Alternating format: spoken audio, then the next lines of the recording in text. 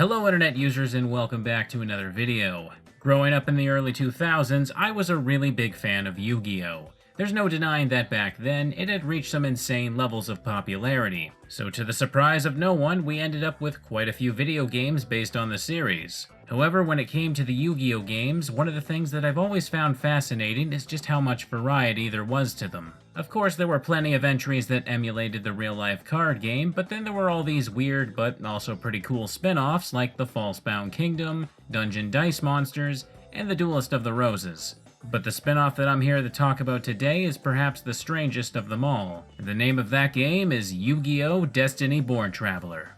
Destiny Board Traveler is a board game video game that came out back in 2004 for the Game Boy Advance. It was met with very negative reviews and fell into obscurity very quickly, and I can certainly say that after spending some time playing it, it's really not going to be hard to see why. So settle in and let's take a look at the Yu-Gi-Oh! Game that nobody asked for, Destiny Board Traveler.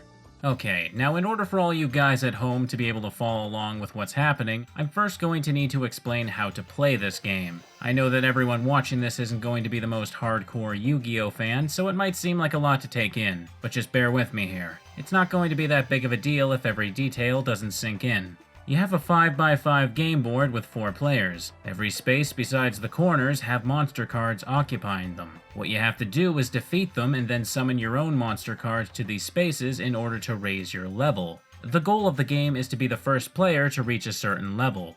All of the monsters in this game are directly taken from the real trading card game, and your character's level is determined by what the total level of monsters you have on the board is. So for example, if during a game I were to defeat some monsters and in the process summon Beaver Warrior, Mystic Lamp, and Dark Magician to 3 spaces on the board, then my character's total level would be 12. To summon a monster, on your turn you need to set cards from your hand onto the faces of a 6-sided die. When you roll the summon die, the monster you roll will be the one you use for battle for the turn. As well, that monster's level determines how many spaces you move. When you land on an occupied space, your monster will duel against the one that's already there. If you defeat it, it will be a successful summon, and then the monster you were using will now be the one occupying the space. Something to be mindful about though is with summoning higher level monsters. Like in the real card game, monsters level 5 and up require that you tribute monsters that you already have summoned to the board.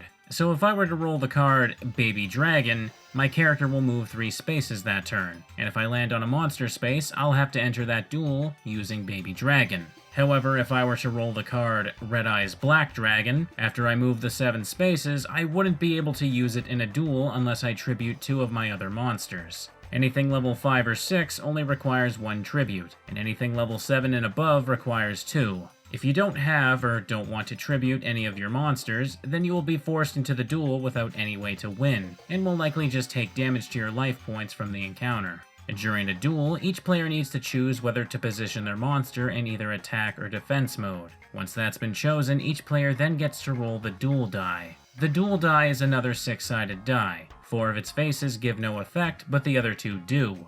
One of the faces has an effect that will lower the opposing monster's attack and defense points by 500. The other one has an effect of changing the opponent's battle position. After both players have rolled the duel die and its effects have been applied, both monsters finally battle and their stats are compared to determine who wins the duel. When you're setting monsters onto the die, you don't have to set something for every face, and can leave as many of them as you want blank. If you roll a blank face though, your character won't move, and your turn will immediately end. If your monster's attack points are lower than the opponent's, then you'll take the difference as damage to your life points, and your monster will be destroyed. Unless of course you put your monster in defense mode, where even if it's destroyed, the difference won't be taken as damage. Each player starts with 4,000, and if you run out of them, you are out for the remainder of the game. Like I said, the winner is determined by whoever is the first player to reach a certain level, but you can also win by being the only one who still has life points. The required level for victory can be chosen before you begin. You can go as level 1 or as high as level 250. Like I mentioned earlier, everything but the corner spaces has monsters on them.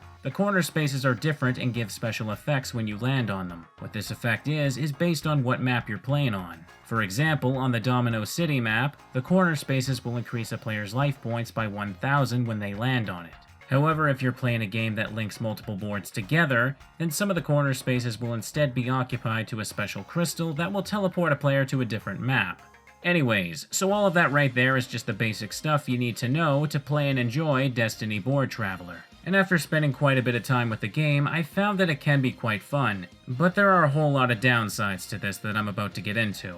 I think that it's best enjoyed at a higher level limit, as the game gets more tense as all of the boards fill up with more powerful monsters. I found that if you just go with the recommended limit it gives you at the start, the game just becomes about who can summon a few monsters first, which gets boring really quickly. Settling in for a longer game where each player fights for dominance of the boards is where any elements of strategy can even be present. The downside of that, though, is that the longer games can end up taking quite a while to complete. We're talking about a few hours at least here. Making it even more frustrating is the fact that you can't even save or suspend a play session. And I should say, most of my experience with this game has been with playing by myself, which has the computer players make all of their decisions instantly. If you are playing a 4-player game, you better get ready to be there for a really long time, even with a lower level limit. Which is a pretty big shame, because I think this game is best enjoyed with as many human players as possible. But anyways, setting that aside, now that I've explained the rules to you, I now need to talk about one of this game's biggest problems that prevents a lot of people from just being able to jump into it. There is no tutorial. That's right, everything I just went over, the majority of it is not explained to you anywhere in the entire game. When you start a round, you get a simple message that just tells you that you need to summon monsters to reach the amount of stars you chose, and that losing your life points will knock you out of the game. No exaggeration, that's literally all you get, and the rest you have to figure out by playing the game yourself. Now, ordinarily, I'm okay with learning by playing. Good design can easily teach a player an important game mechanic while they're trying to overcome the obstacles in front of them. But in the case of a game like this, that really just doesn't work. This is a board game. With no clear reference for the rules, it's a lot harder for a new player to understand what's even going on, let alone learn how to play. Would it really have been so difficult to include a mode that at least runs you through the basics? I find it extremely hard to believe that no one ever brought this up to the developers during testing or something.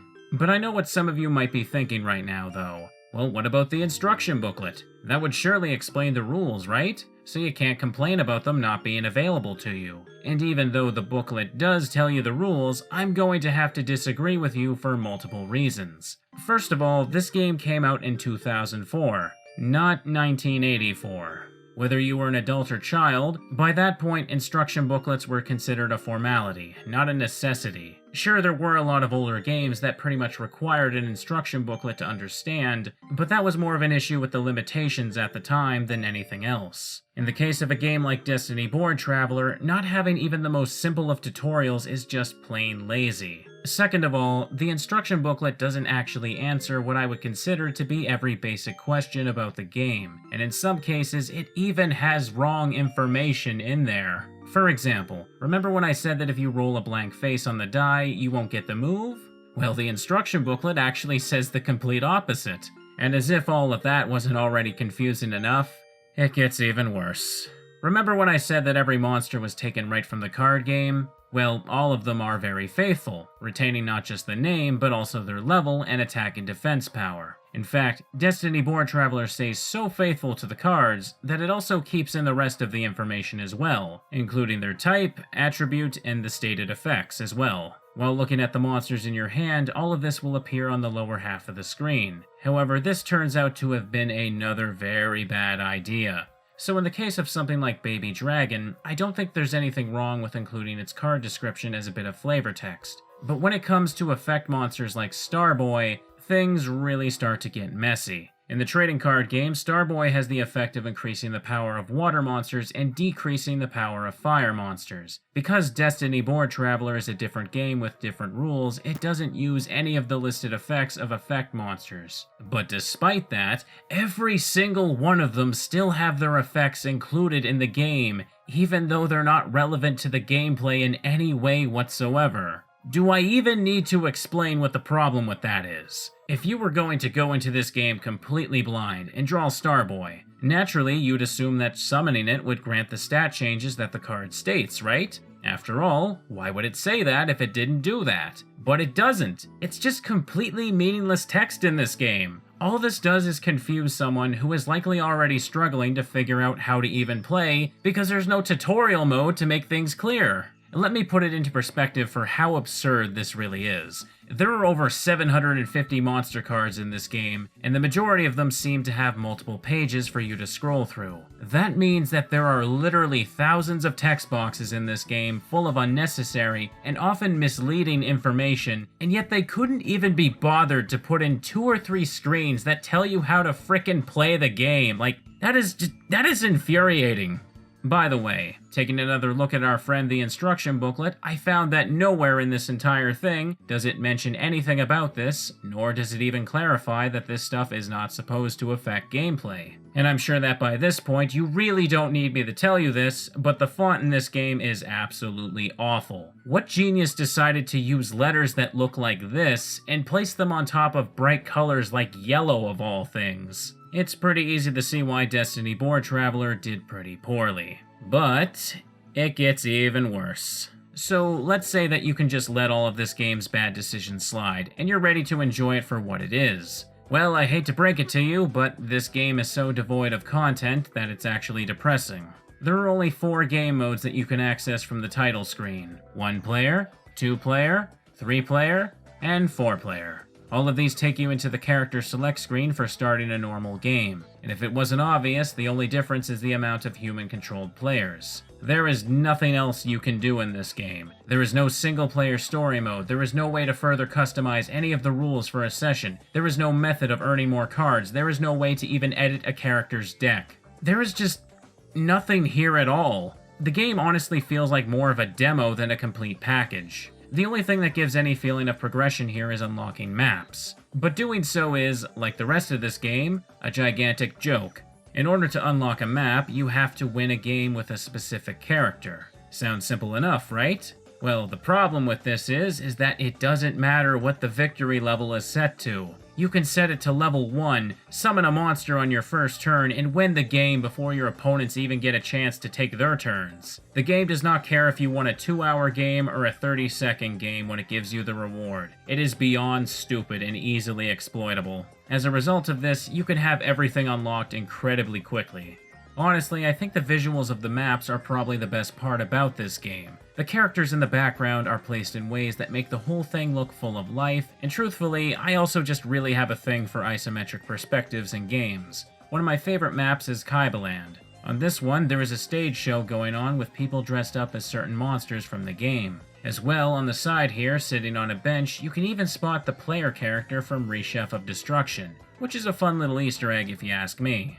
Another cool stage is Death Tea, which is something taken from the original manga, where Yugi and his friends had to survive through life or death games before he had his first iconic duel with Kaiba. Of course, in the English version of the game, it has been renamed to Doom Tea, because my sensitive North American mind cannot possibly handle the word death. One other thing you can unlock in this game is characters, but it's not in the way you think. When you first turn it on, you'll notice 4 shadows on the character select screen. In order to make those 4 available to play as, you need to input a specific button combination on the title screen. It's easy to just look up all of these on the internet, but for the life of me, I couldn't tell you what the intended way of knowing these codes was supposed to be. The 4 characters you can unlock are Yami Bakura, Kaiba Man, Yami Yugi, and Grandpa. Each of them will also unlock a stage when you win a game with them. Does anyone else find it kind of weird that you have to input a cheat code just to be able to play as the character that's the face of the series? That seems like a really odd decision to me, but I guess at this point I really shouldn't be surprised anymore.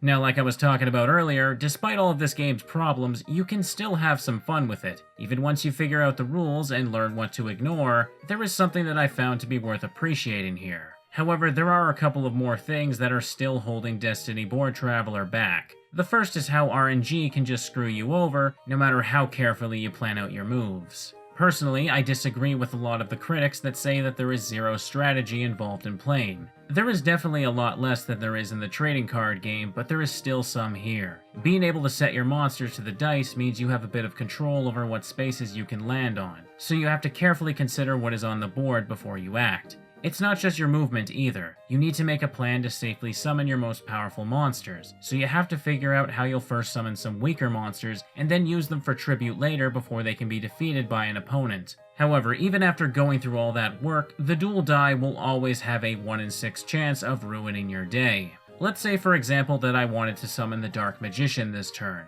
This is risky because my level will go down as a result, and the spaces my tributed monsters were on will now be empty, making it very easy for an opponent to steal. But let's say I did that and went into a duel against a very weak monster like Starboy. Obviously, because Dark Magician is a much more powerful monster than Starboy, I'll naturally choose attack mode, and the opponent will choose defense mode. But the duel die still needs to be rolled, and one of the faces of the duel die results in the opposing monster switching positions. And if my opponent rolls that and switches Dark Magician to defense mode, the battle will simply end since my monster is no longer attacking. After that, Starboy will keep the space, Dark Magician will go back to my hand, and the two monsters I gave up this turn will still be gone, and will have been sacrificed for nothing. This is one of the most annoying parts of the game. No matter what you do, there is always going to be a 1 in 6 chance of you just getting screwed over by having your position change. Another thing that I really dislike about Destiny Board Traveler's mechanics is how you are able to manipulate the outcome of the summon die.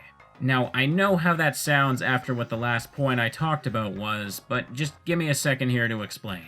So when you're setting monsters onto the summon die, one of the things you'll notice is that one of the faces is known as the star face. For the longest time, I had absolutely no idea what the significance of this face was supposed to be, but eventually I found the answer. You see, when you're rolling the die, you're supposed to press A button to spin it around, and then B to actually toss it. But as it turns out, what you're able to do is rapidly mash the A button until the die glows. Tossing the die while it's glowing results in a higher chance of rolling the star face. That might not sound so bad at first, but the issue here is how much mashing the game wants you to do. In order to get the maximum effect out of this, you need to mash like your life depends on it. Very quickly, your thumb will get tired from doing this every turn, and you will not want to keep it up. This is the type of button mashing that requires you to hold a controller or console in an awkward way so that you can get the best result. But you're gonna do it anyway, because now that you know this, you're of course gonna want to increase your chances of getting a specific roll. Anyone would. And don't forget, as a Game Boy Advance game, in order to play multiplayer, you and 3 friends are going to have to connect with a link cable. With how much they want you to mash the button, I'm telling you that it's only a matter of time until someone accidentally triggers a connection error. When talking about things that I wish I could just remove from the game, another big one is superpowers. So every character has a unique special ability that can sometimes be used during a game to help you win. At the start of your turn, there is a random chance that the game will give you your superpower. At that point, you can either use it right away or save it for later. Some of them are okay. Joey's allows him to re-roll the summon die once, essentially giving him a higher chance of getting a specific roll he might really need that turn. Rebecca's allows her to shuffle everyone around, warping them to random spaces across the boards. Yami Bakura lets him drain a small percentage of life points from the other players. Yami Yugi's gives him an even higher chance of rolling the star face than normal that turn. But then there are a few characters with superpowers that are just downright broken. The two that have caused me the most problems are Kaibaman's and Yugi's. Yugi's lets him steal ownership of a random monster on the board. It doesn't work 100% of the time, but it is an absolute pain when it does. There is no level limit to the monster he can steal. He could end up stealing a really weak monster, or he can take the most powerful thing on the board just like that. For Kaibaman's superpower, he makes every other character lose a turn. Essentially, this just lets him take his turn twice. Pretty straightforward, but also really unfair compared to what the other ones can do. Seriously, why is it that these characters get such ridiculously good abilities, while other characters get something as minor as getting a chance to redo one dice roll? It's really unbalanced, and I wish you could just disable these altogether. By the way, I have absolutely no idea how the game determines whether or not you get a superpower. It's completely random, and nobody seems to know what the exact odds are. And that's pretty much all I have to say about Destiny Board Traveler. Looking past its many problems, I really do think there is a fun game here. It's clear that the developers did not have a very big budget, but even so, they still should have been able to deliver a lot more than what this package has to offer. Not to mention the types of bad decisions they made when making this is almost unbelievable. I actually feel bad because I think this game could have been really great, but as it is now, I don't think I could ever recommend it to anyone that isn't a huge Yu-Gi-Oh fan. And even then, it's going to still be a very hit or miss experience. But anyways, my name is Pikasprey, and thanks for watching.